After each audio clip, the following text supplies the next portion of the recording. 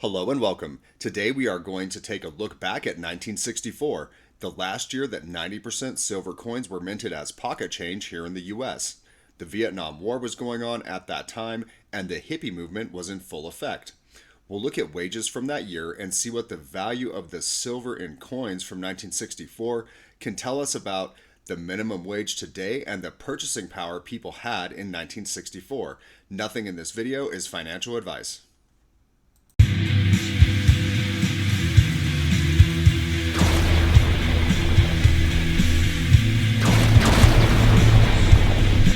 Before I start, I would like to mention the silver price when I made this video was $23.40 per ounce. For this video, I'm going to assume the worker had been paid in half dollars along with a dime, and for fun we'll also see what a war nickel does to the numbers. The minimum wage in 1964 was $1.15 per hour. The average wage in 1964 was $2.05 per hour. If a minimum wage worker was paid in coins for 1 hour of work in 1964, that would be the equivalent of a minimum wage worker getting paid $18.57 per hour today, or $19.89 per hour today if the nickel in that $1.15 minimum wage payment was a war nickel.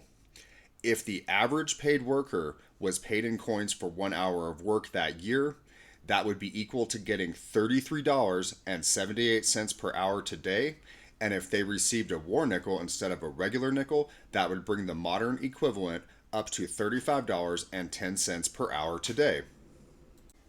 Now, those numbers were based on the spot price today. The gold to silver ratio in 1964 was 27 to 1.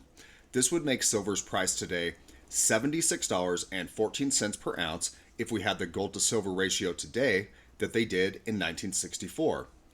This would make today's value of the coins earned after 1 hour of minimum wage work in 1964 $60.45 or $64.71 with a war nickel. And it would make the equivalent purchasing power today for an average wage worker $109.94 or $114.21 if they had received a war nickel. Man, it would be great to have the kind of purchasing power after an hour of work today that they did in 1964. Thank you so much for watching. I truly appreciate it, and I'll catch you in the next video.